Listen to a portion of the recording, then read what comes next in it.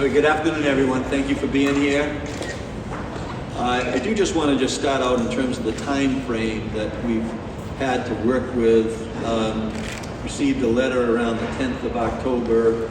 I got briefed on this around the 16th of October. So over those 12 days, we've been working on multiple strategies to help families and help individuals who are not going to have the SNAP benefit on November 1st. So today I'm going to go into detail on that.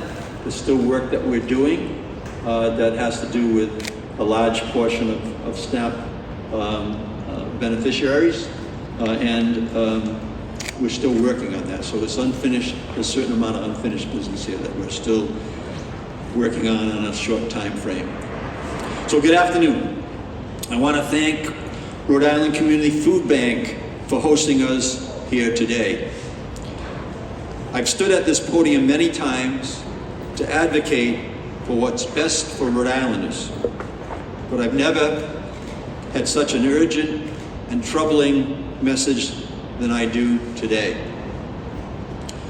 More than 100,000 people in our state are at risk of going hungry on November 1st. That's because President Trump and congressional Republicans are playing games with the basic needs of our residents. First, they decided to put health coverage further out of reach for many people who need it most. Now, rather than addressing the glaring need, that same leadership has doubled down and decided to send children to bed hungry. Our children. SNAP benefits feed more than 145,000 Rhode Islanders every month. The cost is $29 million a month. Money, by the way, that Rhode Islanders have already paid to the federal government to create a safety net for our neighbors. And the USDA has billions of dollars in contingency funds for such an emergency. And they're not sharing those dollars with the states. It's unbelievable. It's clearly unbelievable. But that's where we are. It's the Trump's administration version of let them eat cake. And it's cruel. For several weeks, my team has been working on potential initiatives to keep food on Rhode Island tables. That includes issuing an executive order declaring a state of emergency for Rhode Island. A state of emergency because of the dangers of health, safety, and resources. Dangers caused by the absence of federal SNAP benefits. The executive order that I am issuing today allows the state to provide emergency assistance to SNAP recipients. We're doing everything we can to prioritize the nutritional needs of Rhode Island families and children. My Department of Human Services and my budget office have worked together to identify up to $6 million from the Federal Temporary Assistance for Needy Families program to help the more than 20,000 eligible families with children and help them weather this difficult time. Like anyone who receives SNAP, those TANF eligible families get SNAP funds every month automatically on their EBT cards. For these eligible families during the first half of November, we're going to load those EBT cards with the equivalent of half of what they would normally get in SNAP benefits. We'll make an initial payment of $3 million on November 1st and another $3 million on November 15th if we still need it. But you need to understand, while this money can be used to buy food, it is TANF money, not SNAP money. The TANF money should reach 65,000 individuals. I'm deeply concerned about the other Rhode Islanders who should be receiving SNAP benefits. Do the math. 65,000 families, people in families, 145,000 people receiving benefit. 80,000 people we still are struggling to find a path for. We are still looking at options to direct support to those individuals. Unfortunately, the federal government is making it harder than it should be to help. So while we're continuing to pursue other options, we must prepare for the possibility that 80,000 Rhode Islanders may have to rely exclusively on food pantries and other nonprofit efforts. To support those food pantries, we're directing $200,000 in emergency funds to the Rhode Island Community Food Bank,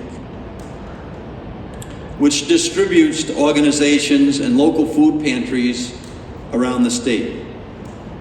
But that's not all. True to form, the Rhode Island Foundation is once again mobilizing generosity and has agreed to match the $200,000. President and CEO David Cicilline is here with us today. That $200,000 match is part of a much larger Rhode Island Foundation initiative. They're committing $1 million in grants to nonprofits helping with the SNAP crisis. I thank publicly the Rhode Island Foundation and stepping up once again, and David taking my call a few days ago and putting this together so quickly. So David, thank you so much. We're so lucky to live in a community of caring individuals and businesses who are stepping up to fill the funding gap. I would like to give a shout out to the Rhode Island AFL-CIO for donating $10,000 as well as time and effort to help with the food distribution. Their president, Pat Crowley, is here today. Pat, thank you for setting the example of what we're going to need to do as a state to make sure that we're covering the need that President Trump is failing to cover. I'd also like to thank our municipal leaders across the state, represented here by Mayor De Silva of East Providence, the president of the Rhode Island League and Cities and Towns. They were one of the first groups that I called together early on a Monday morning to understand that all of this problem is going to head to the local communities, and to have local support is good. David, now we can give you a round of applause.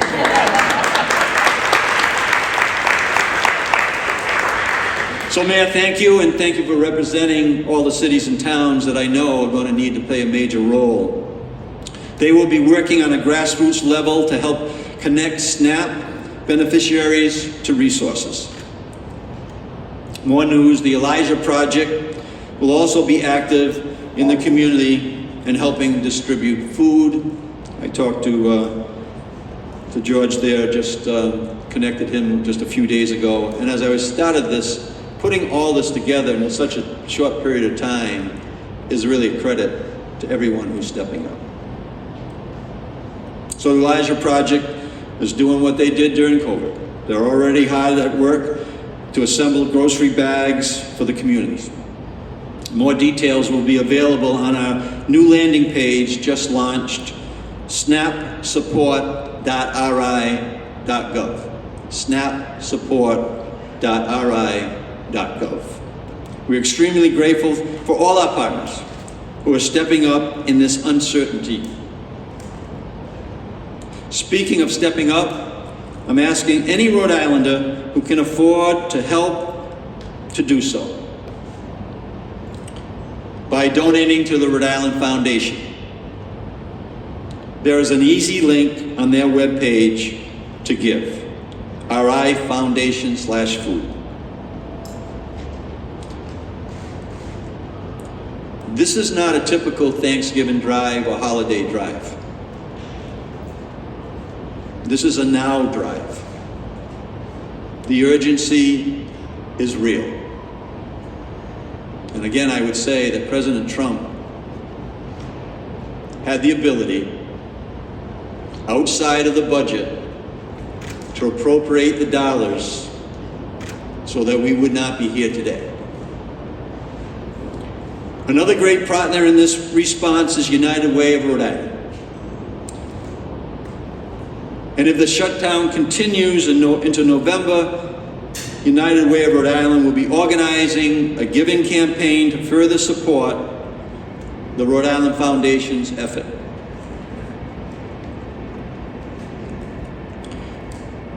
Now a message to the people of your SNAP recipient listening to this press conference. And you need help connecting to your local food bank or other resources, please call United Way 211 for help. That's 211. And that's United Way stepping up again. Courtney, thank you. I also want to commend Melissa and the Rhode Island Community Food Bank. I met Melissa in my office just a few days ago. I don't think that she expected this when she came from out of state. But she's ready, and we know that she's up to the task. They have been essential in this emergency response, and their dedication and hard work is a tribute to the decades of work that they have provided to the state of Rhode Island, and it's not surprising that they're stepping up again. So thank you, Melissa. And with that, I'd like to introduce our Lieutenant Governor Matos for her comments as well. Thank you for being here today.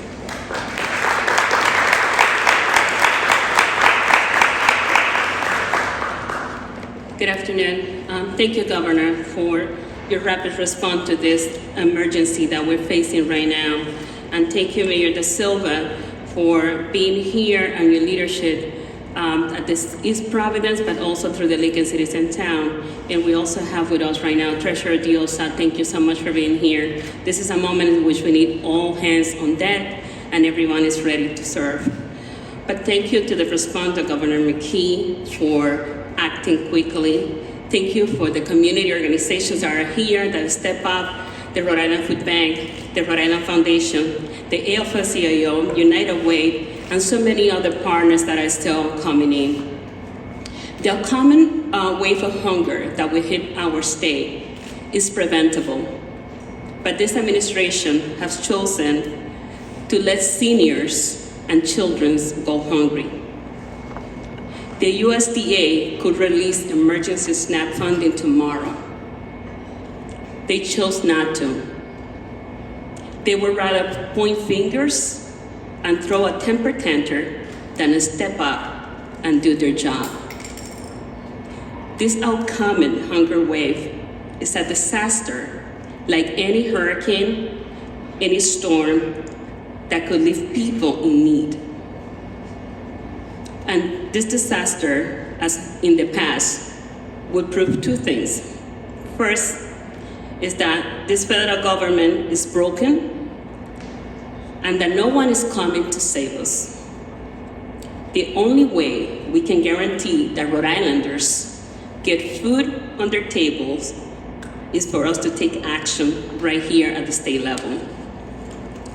The rapid response that Governor McKee is doing is a great example of what government can do to help its citizens.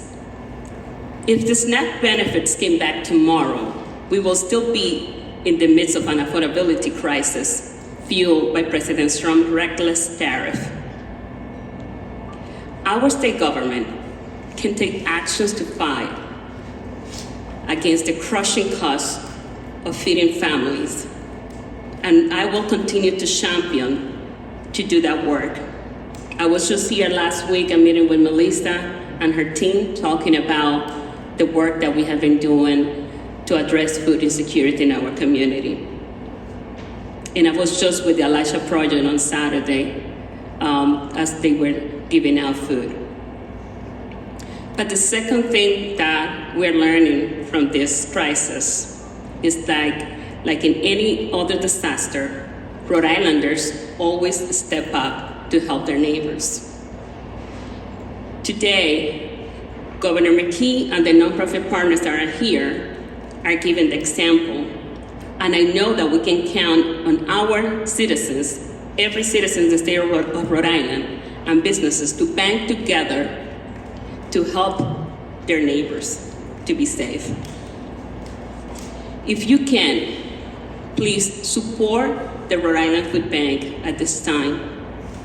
Please support your local grocery store. The SNAP program is very critical to them. Walmart will still be here after this crisis is over, but your local neighborhood grocery store might not, unless we help them. This is a time in which Rhode Island can band together to support each other.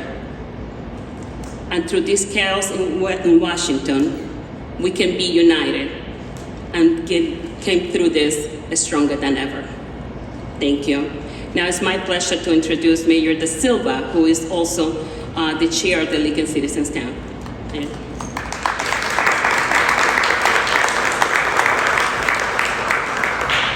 Thank you, Lieutenant Governor. Thank you, Governor, for your leadership on this issue. It's an absolute honor to be here with some great nonprofits who are collaborating now with our local and state government to take care of our residents. I want to recognize, of course, Melissa Cherney, the CEO of Rhode Island Food Bank, Congressman David Cicilline, President and CEO of the Rhode Island Foundation, Patrick Crowley, another organization. The people in labor are out here supporting us. They understand the importance of this.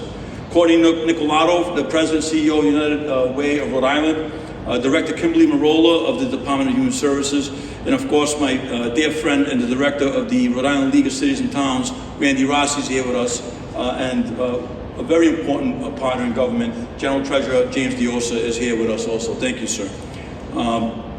In just a matter of days, thousands of Rhode Islanders across every corner of our state will lose food aid benefits, having a real impact on all of our neighbors.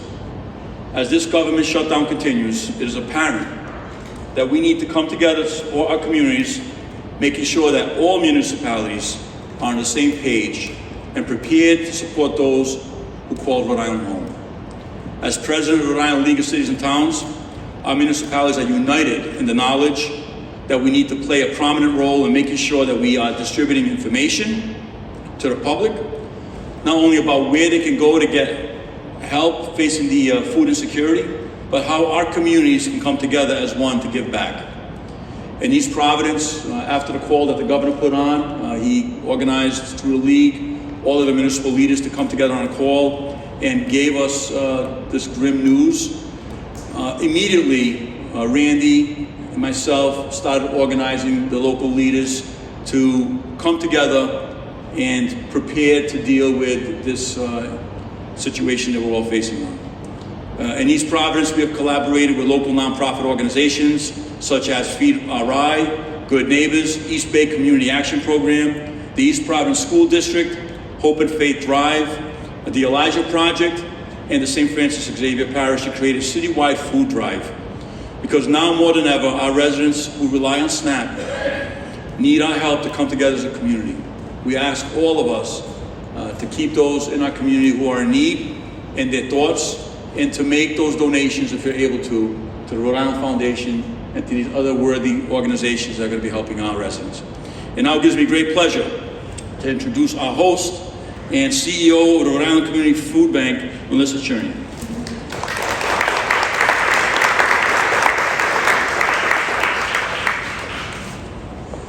Well, thank you, Mayor. Governor, Lieutenant Governor, Mayor, Director, Courtney, Patrick, and David, thank you, and all of the members of your team that are here today. And on behalf of our team, welcome to the Rhode Island Community Food Bank. As you've heard me say before, we are in a crisis. And I am so appreciative and thankful that a couple of weeks ago, we have been getting together trying to figure out how we are going to respond to this crisis. So thank you all for that. And thank you to all of our community members who have stepped up and donated so far. And I do want to take this moment to give a special shout out to the Rhode Island Community Food Bank team and to the 137 food pantries and meal sites all across this state who every single day are making sure that our neighbors get served and fed. They are the heart and soul of this work, and they step up every day, but especially at this moment, they're giving their all. The numbers bear repeating. Starting on this Saturday, 143,000 Rhode Islanders will not receive their SNAP benefits. And that's in addition to the 26,000 federal workers who are going without a paycheck right now. The loss equates to $29 million in food assistance in November alone. That's $29 million that will not be spent at our local grocery stores and markets. Right now, this warehouse is housing about 730,000 pounds of food. This will last us about 2 weeks. We can hold over 2 million pounds of food. So we have the capacity to bring in more food and distribute more food, and our goal is to fill it. I will say, if you need help, please visit our website and find the local food pantries all across the state that can help you out. If you can give help, donate food and funds. Donate food to your local food pantry, and you can donate funds to the Rhode Island Food Bank, where we can use our purchasing power to buy in bulk and fill our shelves. We need everyone right now. This is all hands on deck. And I will tell you, in my short 12 weeks here in Rhode Island, I have seen the power of community, and I am so heartened to see everyone come together to make a difference to ensure that no neighbor is left without. This is going to hit all of us in some way, whether you're a SNAP recipient or not. So please consider doing whatever you can. Together, we can send a message to our neighbors that they are never alone, and we are here. It is now my privilege to introduce from the Rhode Island Foundation, David Cicilline. Thank you, Melissa. Thank you very much. I want to thank the governor and all the state officials that are here, the cities and towns, and of course our philanthropic partners for all joining together to respond to this urgent moment. And make no mistake about it, this is a crisis. Hunger is always looming for too many of our neighbors, but this is really unprecedented. The safety net that so many Rhode Islanders depend on to feed their families is on the verge of disappearing. And as Rhode Islanders face hunger due to Washington's suspension of SNAP benefits, the Rhode Island Foundation will be awarding $1 million in new emergency grants to help feed people until the federal funding is restored. We'll send $200,000 to the Rhode Island Community Food Bank immediately to help ramp up the food supply to its network of more than 100 food pantries and meal sites. And we'll distribute the remaining $800,000 directly to nonprofits through our Community Partner Resilience Fund. And this is what your Community Foundation does. We have a pipeline of CAP agencies, food pantries, meal sites, and anchor organizations whose work on hunger we already support, and we will continue to do so.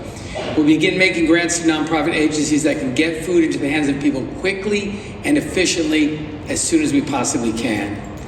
But everyone should understand state government and the philanthropic sector can't fill the gap alone. And so what I'm also asking Rhode Islanders to do is help us keep food on the table for all of our neighbors, all across this state. My hope is that the generosity of the public and of our donors will generate another $1 million to match the announcement we're making today, so that we will have $2 million to support our neighbors all throughout our state who are going to be hungry. So please consider donating to rhodeislandfoundation.org/food. It's right on our website already. This will allow us to be sure that we're doing all we can as a state. Everyone has a role to play, all to do our part to make sure we can respond to this moment. I want to end where I began again, thanking the governor for bringing us together for this effort. And now I have the great privilege of introducing Patrick Pally, the president of the Rhode Island AFL-CIO.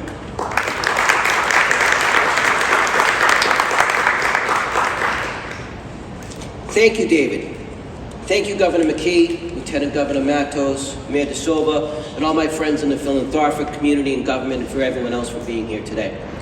You know, in the labor movement, we have a saying. It goes like this. It says, an injury to one is an injury to all.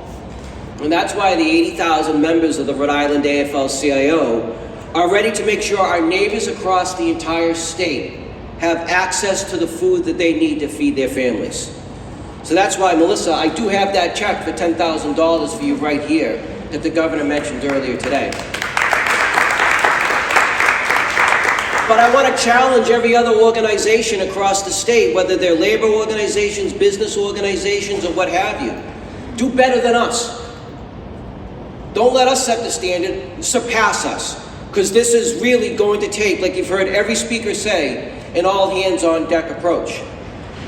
But the labor movement is not done there. We've already established over a dozen drop-off sites for our members to bring food to their neighbors. And if all the union members across the state, all 80,000 of us, want to find out where those locations are, you can go to rhodeislandaflcio.org/snap shutdown to find out where your union hall is available closest to you to bring food.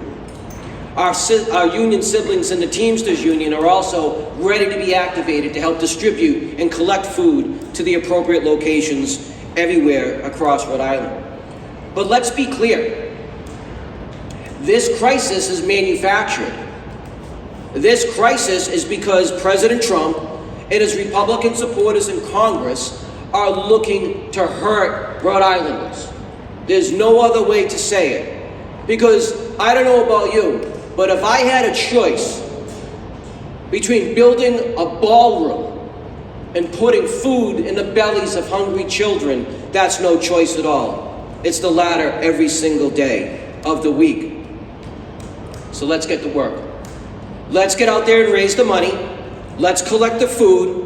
And let's show Washington that Rhode Island runs on solidarity. Thank you. It is now my pleasure to introduce my good friend and the President and CEO of the United Way of Rhode Island, Courtney Nicolai.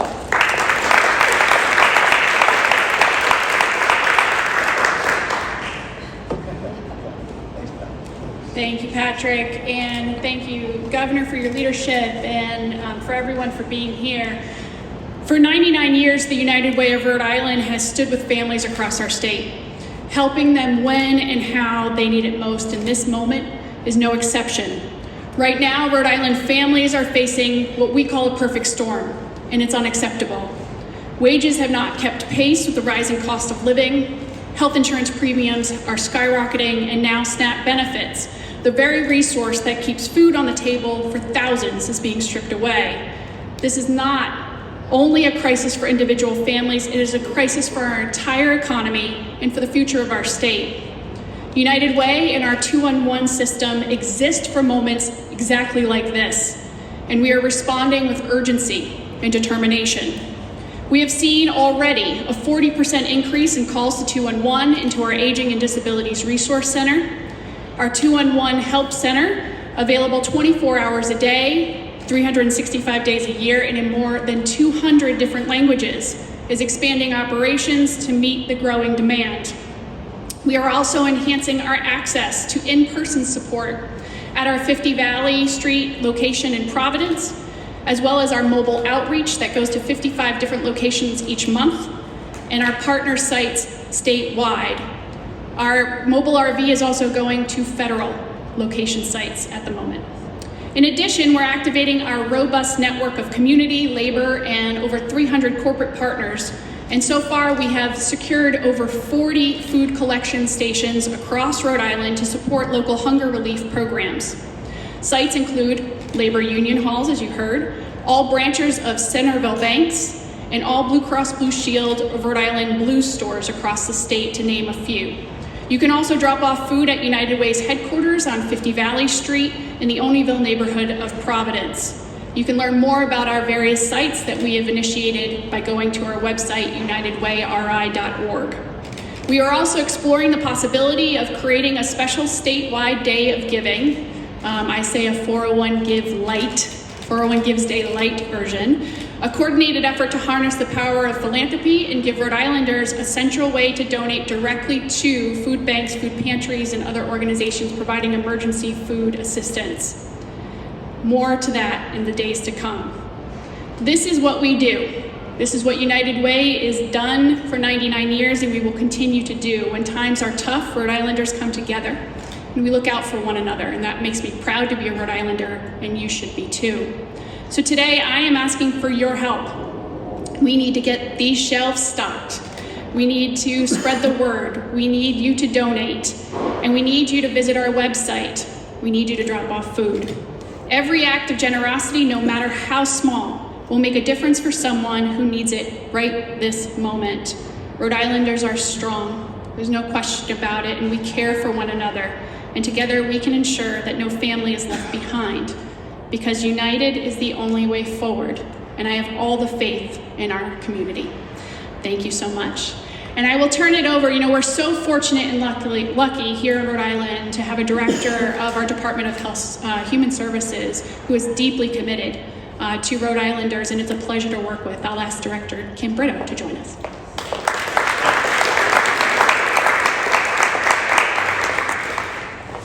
Good afternoon. Thank you all for being here as we come together and address the federal shutdown, its impact on Rhode Islanders and on our SNAP recipients. Thank you to the governor and to the leaders that are assembled here today and everybody in the room that really is showing that we do come together and unite, and will be here to support our individuals and our families in Rhode Island. It's been said, but I'm going to close us and repeat a few pieces, but we do have approximately 140,000 SNAP recipients. The funding and operations of this program in Rhode Island for the month cost $29 million, funds that will not be available in just a few short days. The Department of Human Services is actively working with Governor McKee on these very important interim measures that we announced today, as well as the Rhode Island Food Bank, our Elijah Project, 211 Community Partners, and the entirety of the DHS agency to support Rhode Islanders in need during this moment of uncertainty. As the governor announced, the state is implementing 3 immediate actions to help bridge the gap.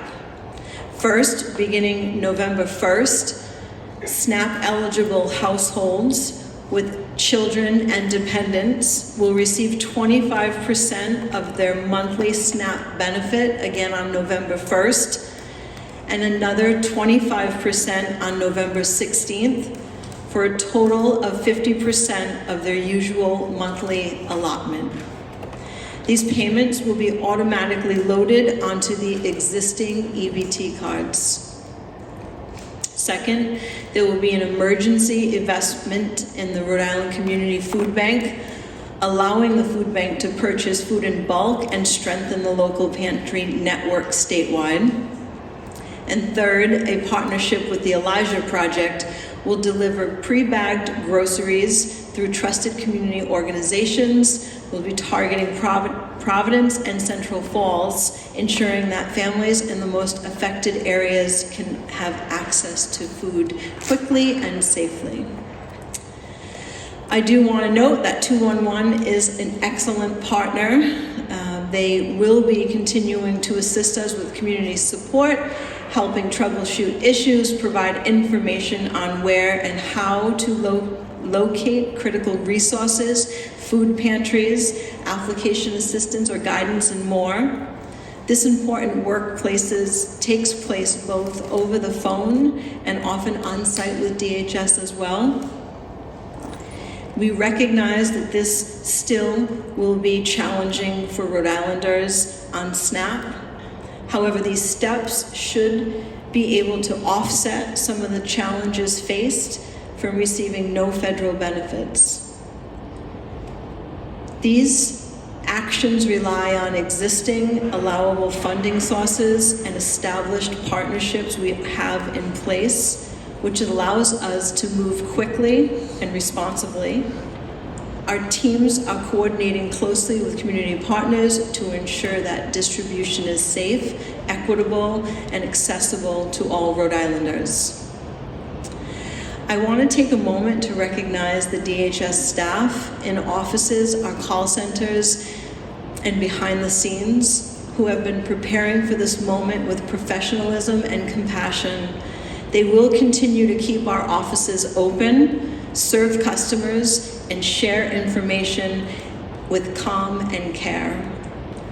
As we have shown before, during the pandemic, through recovery, and now again, Rhode Island knows how to pull together in challenging times. We are rising to meet the moments of uncertainty together. A reminder to those listening, for anyone seeking help, DHS remains open and continues to accept new applications and updates to cases so that benefits can be activated as soon as federal funding resumes. Visitors to our office may see increased security and higher traffic, but our teams are ready and equipped to help. I realize the amount of information that DHS has been sharing can be confusing, and that is why I would highly encourage people to please stay informed, open all the mail that DHS sends, keep your information up to date, and visit the snapsupport.ri.gov for accurate updates and resources. Please keep your scheduled interviews and remember that the new federal eligibility rules go into place November 1st. Thank you to our partners, to our staff, and every Rhode Islander who continues to show compassion and care for our neighbors. Together we will serve, or together we will continue to serve with strength, with empathy, and with resilience. So thank you very much.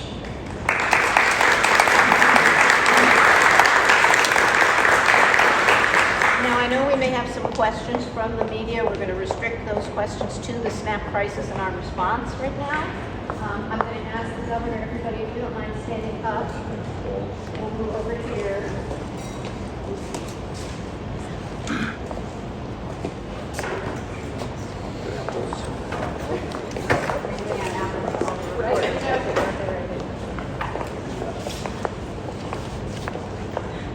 The other thing I'm going to ask you guys is, because of the setup here, we don't have walker on mics. So repeat the question before you answer it. Is that all right? All right, great. So who should we go with? Yes. Governor, the largest federal union in Washington, D.C. called on Senator Schumer and Leader Jeffries to end the shutdown. Is it fair to say, I know you pointed to Trump, but is it fair to say that this is now become a bipartisan issue? And will you call on Senators Reid and Whitehouse to go to the governor? So the question is, should the Congress get together and stop the shutdown?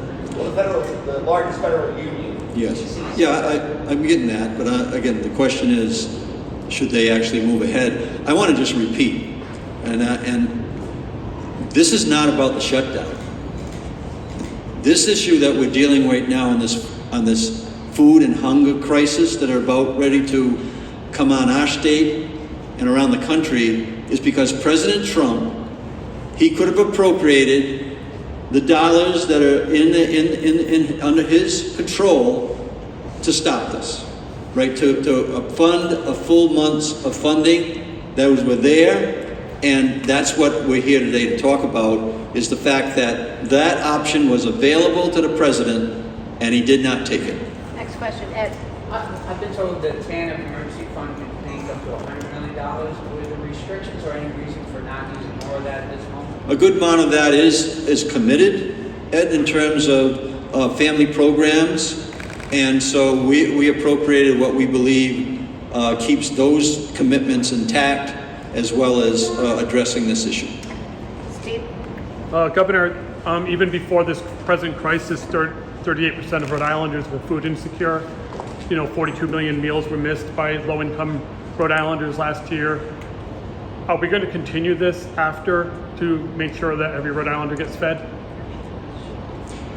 Yes, so the question is, are we going to continue to help people that are struggling with the food insecurity? Mostly to bring down those bad numbers. Absolutely, and that's certainly part of the plan, right? We want to be addressing that and also raising incomes to help offset some of that food insecurity that's there. But today, this is about, again, a response by the state, and I thank my office as well, Joe Almond, Pastor Chris, for actually facilitating this organization that we're here to talk about today. So this is about what our response is to what President Trump has brought down on the state, and it was not necessary because he had the authority to put the federal funds that are in contingency accounts to use, and he refused to do that.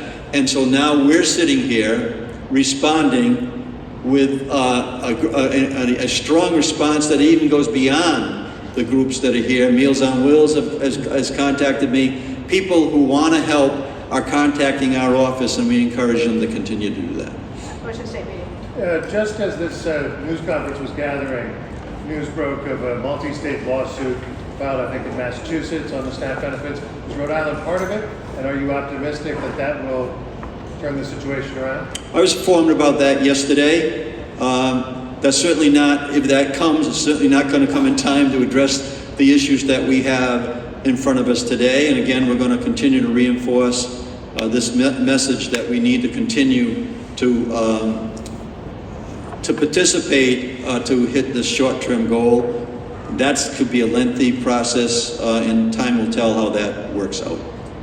What, tangibly speaking, does the state of emergency allow you to do that you wouldn't otherwise be able to do? One, and then part two, did you consider activating the National Guard on this issue? So the question is, does the executive order provide us with some options that we need to use potentially? And the answer is yes.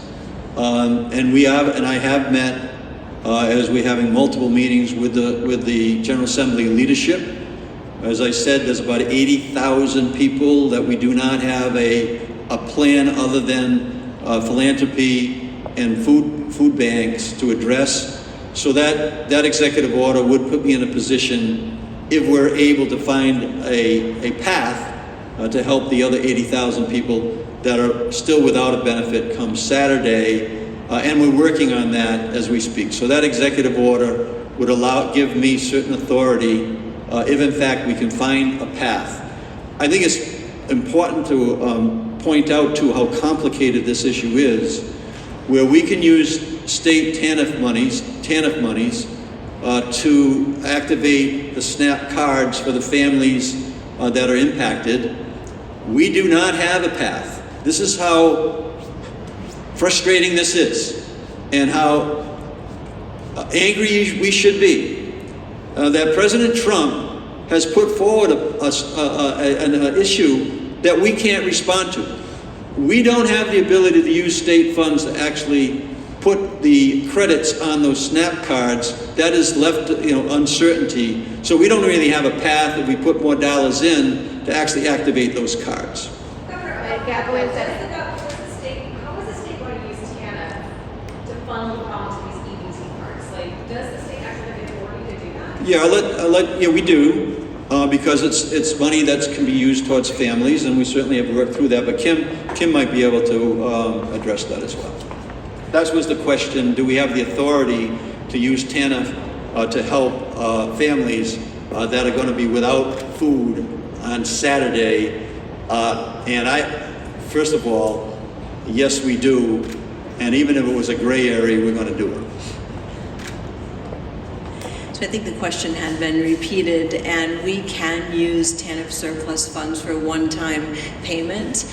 We've done the analysis and the research to ensure that it doesn't impact families as well. So when you use the funds in a way as we're proposing that we do, separating them out into two payments and putting them directly on the cards, it won't count as income as we move forward as well. Great, Gabrielle. Governor, how much money is in the state's emergency fund, and why did you decide on $200,000 for community food bank? How long is that going to last?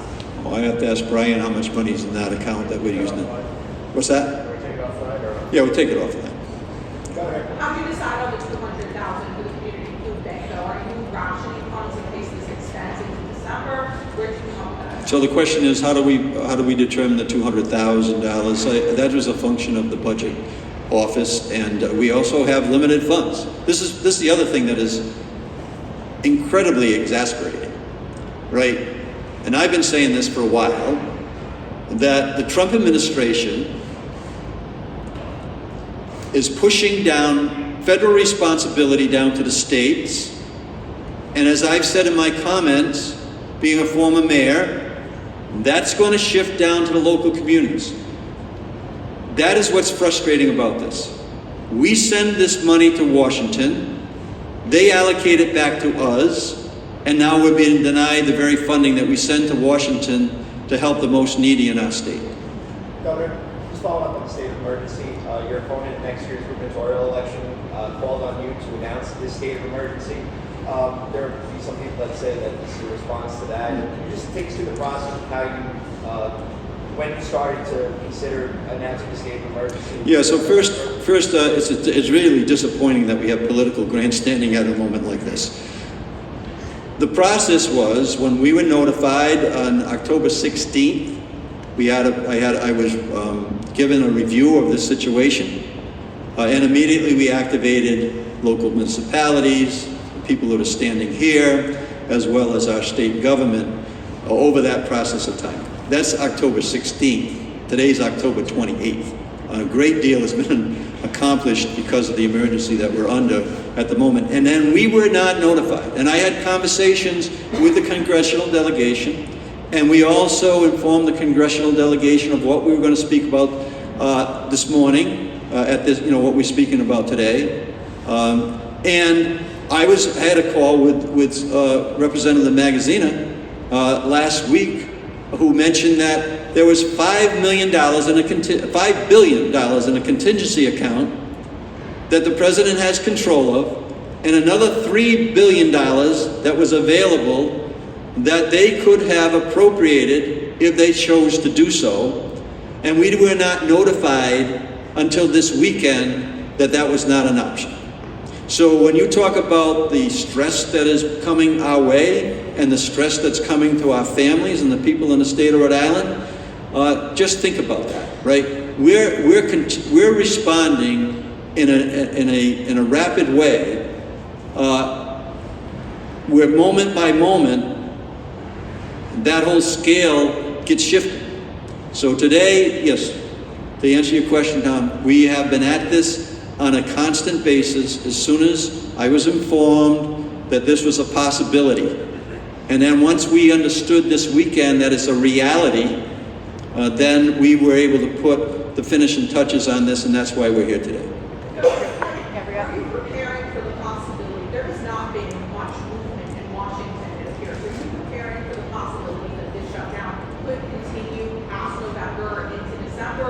Are you rationing any state funds in case of that possibility? So do we think this is going to go longer than this month? We don't know. That's why we're taking it in 2-week segments, right? November 1st, we distribute the first of the half of the $6 million that we put forward. And then on November 15th, we're prepared to do the same thing again if the shutdown or this has not been resolved in Washington.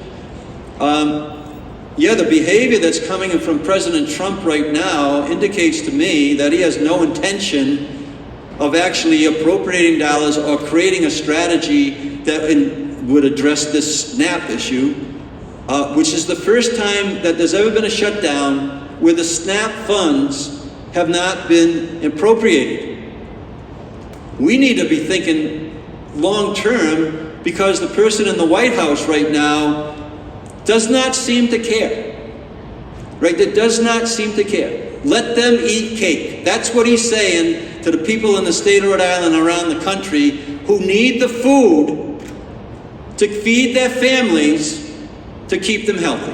Are you preparing now for December 1st, December 15th, if this shutdown continues? Are we preparing for a longer time frame? Yes, but we're taking this in time frames that we actually know what's happening. We don't know what's going to happen in the future. Okay, just stop for a second. Patrick, you're going to go, but after you, Ronaldo has been patient. So Patrick, go ahead. Can the National Guard help, or is that not a useful idea? Again, I think it's unfortunate that somebody tried to grandstand and made this a political issue when we have such an issue. We will use whatever is in our control to meet this emergency. That's great. Ronaldo, what did you have? Governor, you say about United, everybody. You want to say donation from Republicans? I got a huge Republican in Rhode Island. They're willing to help. So you guys are willing to take it? As I just said, this is not a political issue. And everyone... What about the local Democrats? At least they vote for the close.